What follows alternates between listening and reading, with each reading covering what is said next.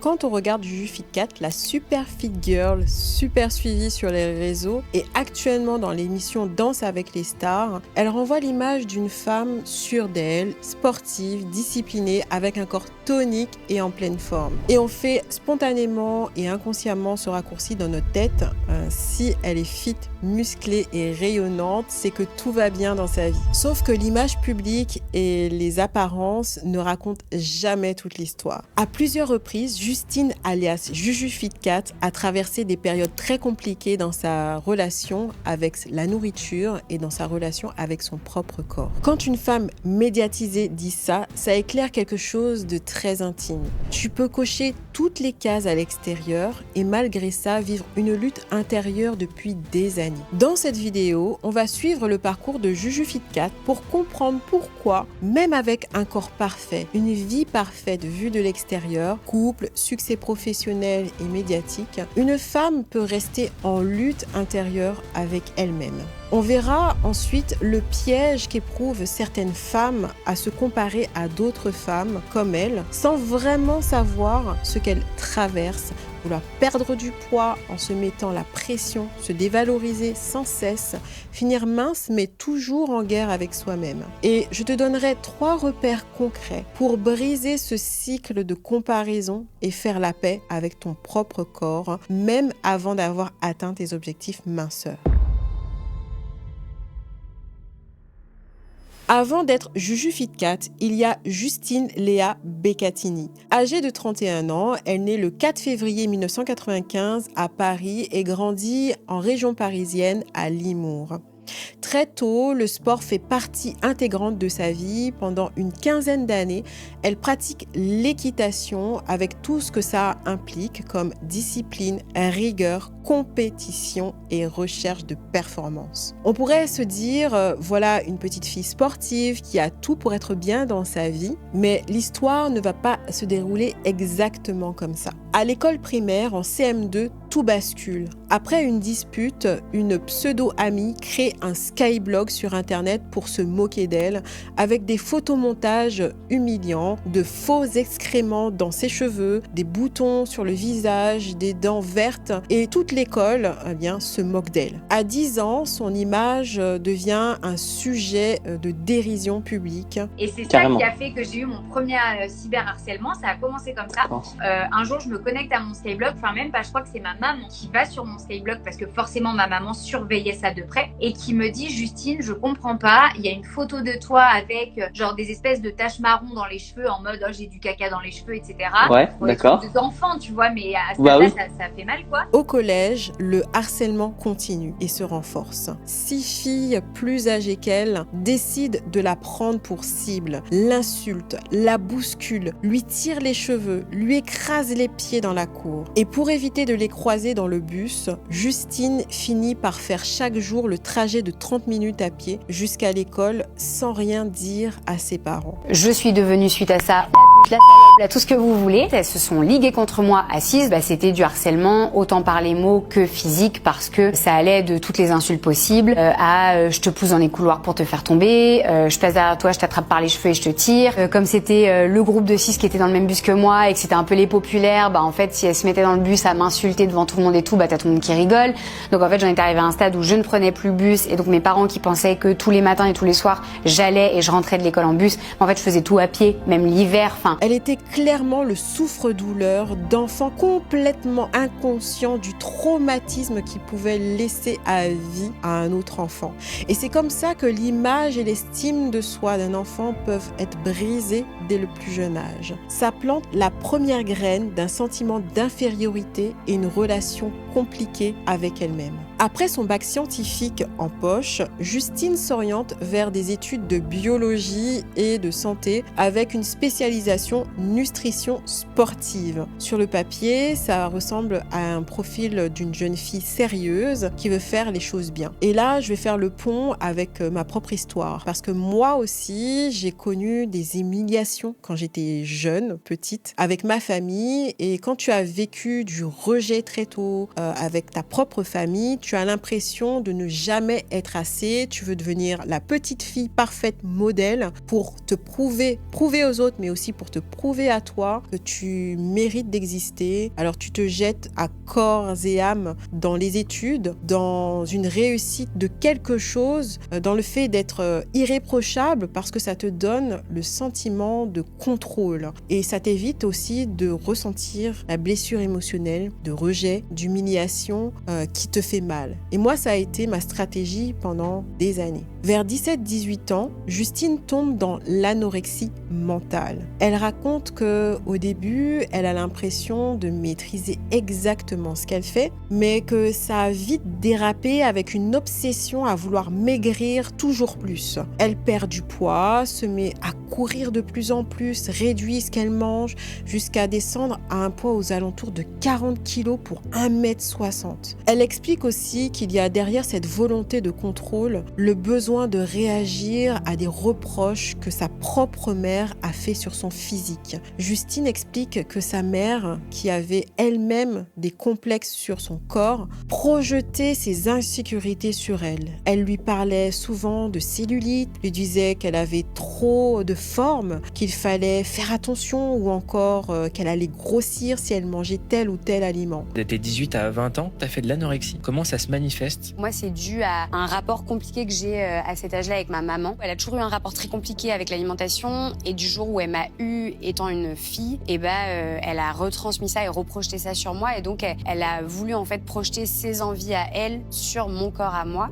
Elle a eu des mots parfois assez difficiles à l'encontre de mon physique parce que je pense qu'elle se voyait elle en fait et du coup c'était plus fort qu'elle. Et ces remarques faites à une petite fille comme elle dit qu'elle ne l'a pas pris pour de la méchanceté, mais ça a créé en elle de l'anxiété avec une relation compliquée avec son corps. Elle était vraiment obsédée dans le fait de prouver qu'elle pouvait contrôler, qu'elle pouvait être parfaite, ne jamais avoir les défauts que sa mère lui décriait. Et petit à petit, la nourriture est devenue une obsession. Penser à chaque instant aux aliments, à chaque gramme qu'elle pouvait ingurgiter, à chaque sortie pour courir, organiser sa vie autour de la peur de grossir. De l'extérieur, on voit une jeune fille mince, voire maigre, qui prend soin d'elle. Et de l'intérieur, c'est une guerre permanente. Vers 20 ans, Justine découvre la musculation grâce à un séjour qu'elle fait au Canada. Elle raconte que ce sport, ça l'a vraiment aidée à sortir de ses TCA, des troubles du comportement alimentaire. Elle comprend que si elle veut se muscler, devenir plus sculptée, il va falloir nourrir son corps et que la nourriture,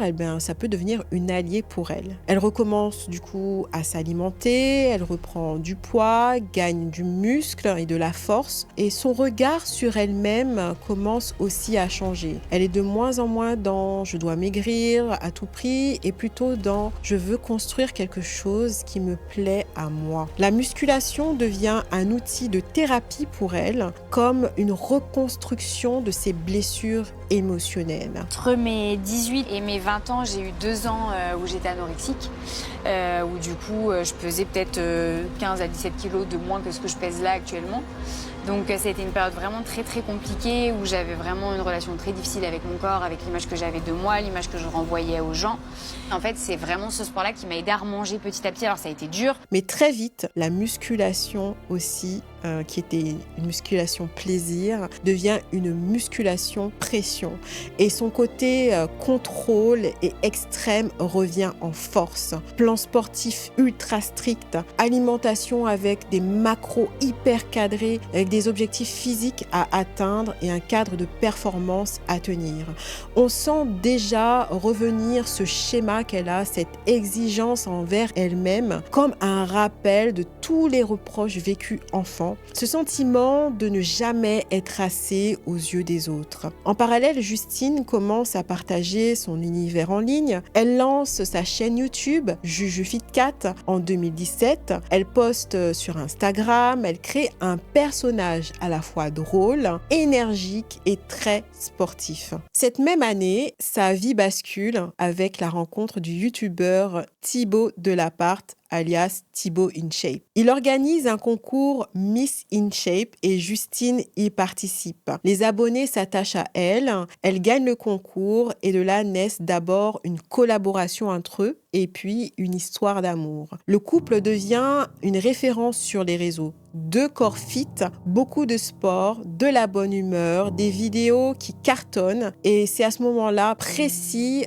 au tout début de leur notoriété en 2017, que les critiques explosent sur son corps. Les commentaires sont d'une rare violence sur ses poils naturels, sa poitrine, sa minceur, son physique, sa féminité. C'est l'humiliation du harcèlement scolaire qui revient en force, mais cette fois-ci sous les yeux de milliers d'abonnés qui scrutent chaque photo. À chaque attaque, Thibaut InShape prend sa défense publiquement comme un bouclier contre ces vagues de méchanceté. Plusieurs années plus tard, Juju revendique davantage son naturel.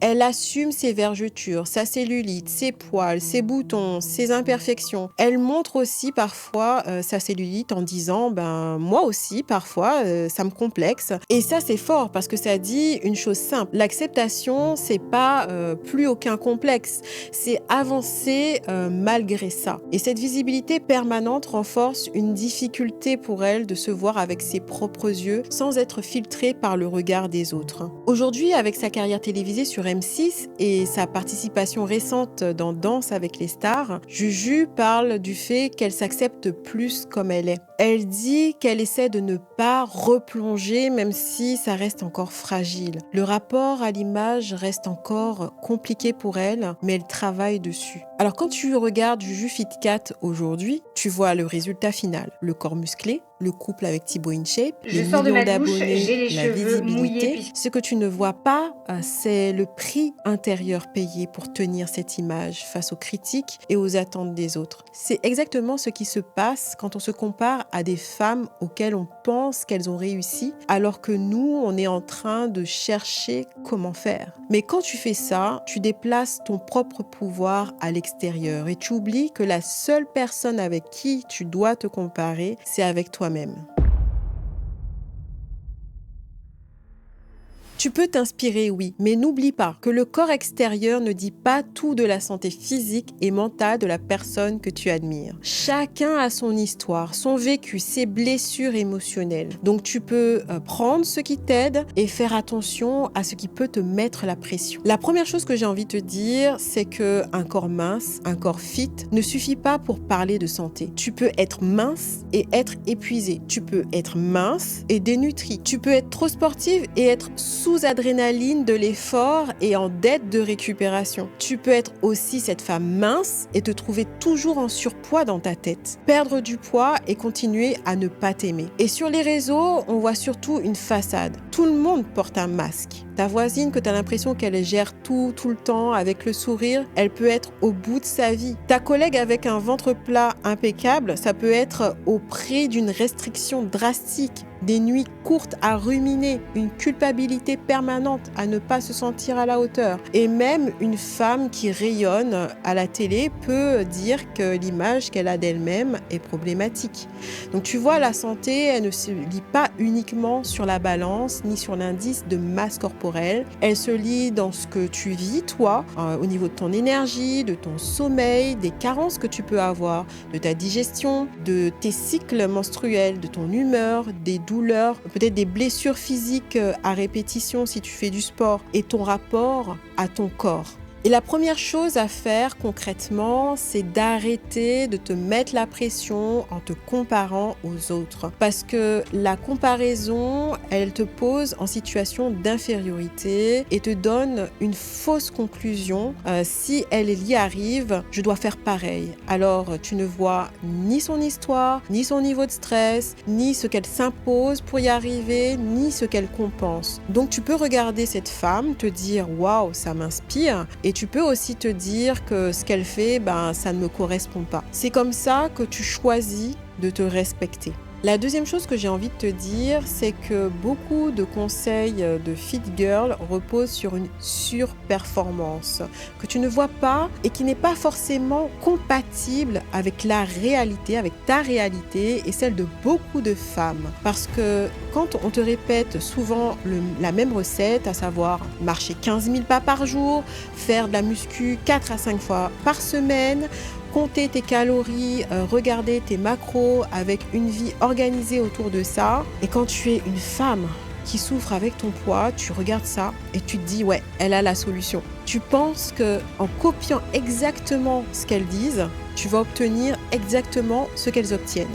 Sauf que en réalité, ta vie, c'est pas un tableau Pinterest. Toi, tu as un boulot, parfois tu finis tard, tu as des enfants, tu as une maison, un mari, des imprévus, du stress, de la charge mentale qui tourne, même quand tu veux te reposer sur le canapé le soir. Et si tu te rajoutes une pression d'une routine extrême là-dessus, tu rajoutes une couche de pression sur une vie déjà remplie. Et qu'est-ce qui se passe ? Eh bien, tu te mets la barre très haut, tu tiens quelques jours, tu commences à être épuisé, crevé, tu as faim, tu deviens irritable, tu t'énerves sur tes enfants, sur ton mari, tu perds patience, tu craques le soir sur la nourriture et tu te dis que tu n'as aucune volonté. Tu te punis en faisant encore plus le lendemain et ce cycle, il est perpétuel, il est fréquent. Sache que tu n'es pas la seule, beaucoup de femmes vivent ça. Ça n'a rien à voir avec un manque de volonté ou un manque de discipline. C'est juste que ces stratégies, eh bien, elles sont épuisantes et elles ne collent pas avec ta vie.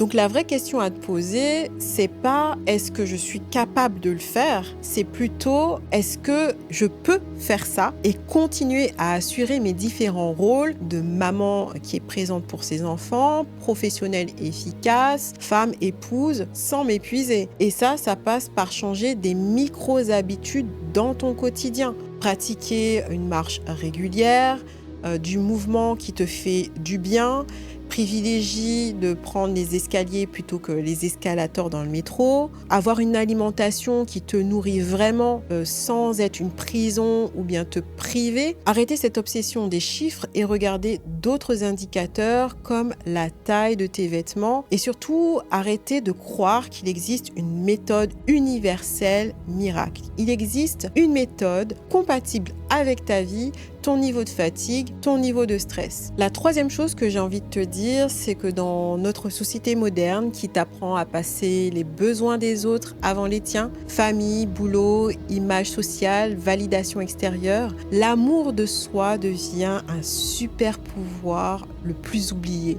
Tu te compares aux fit girls, tu surperformes pour te sentir à la hauteur. Ça crée un contrat toxique envers toi-même. Je m'aimerais quand je serai mince, musclée, parfaite. Mais quand tu atteins l'objectif, l'exigence, elle continue. Maintenant, c'est avec tes bras, avec tes cheveux, avec tes fesses. Commencer à cultiver l'amour de soi chaque jour, c'est te mettre en priorité dans ta to-do list. Chaque matin, pose-toi la question suivante. De quoi mon corps a vraiment besoin aujourd'hui ?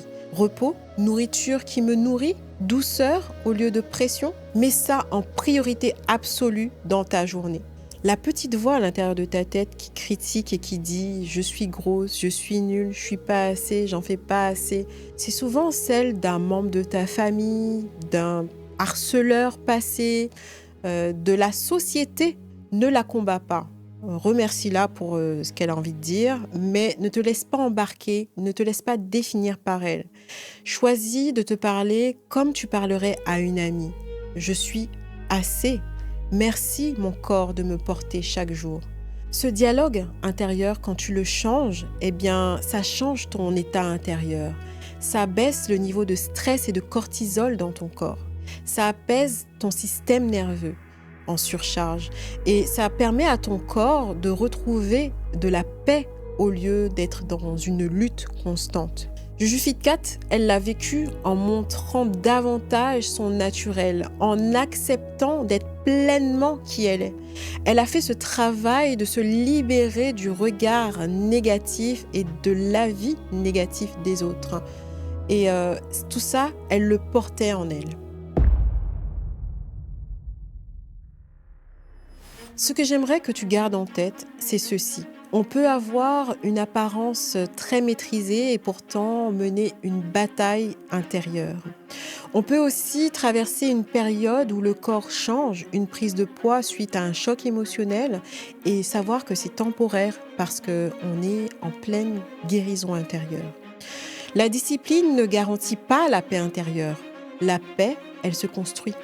Elle se construit en retrouvant de la sécurité intérieure, une relation plus respectueuse avec soi-même, en arrêtant de se comparer aux autres femmes et en voyant que le regard désapprobateur des autres ne nous définit pas. Prendre soin de soi, être à l'écoute de son corps, être pleinement présente à lui, vouloir l'améliorer tout en se respectant.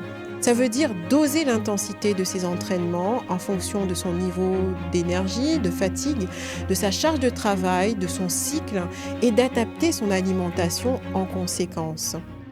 Si tu te reconnais dans ce que j'ai partagé, j'ai filmé une vidéo sur comment le regard des autres peut briser une femme à travers le cas d'Angélique Angarny-Philippon, Miss France 2025. Si tu veux la voir, tu peux cliquer ici.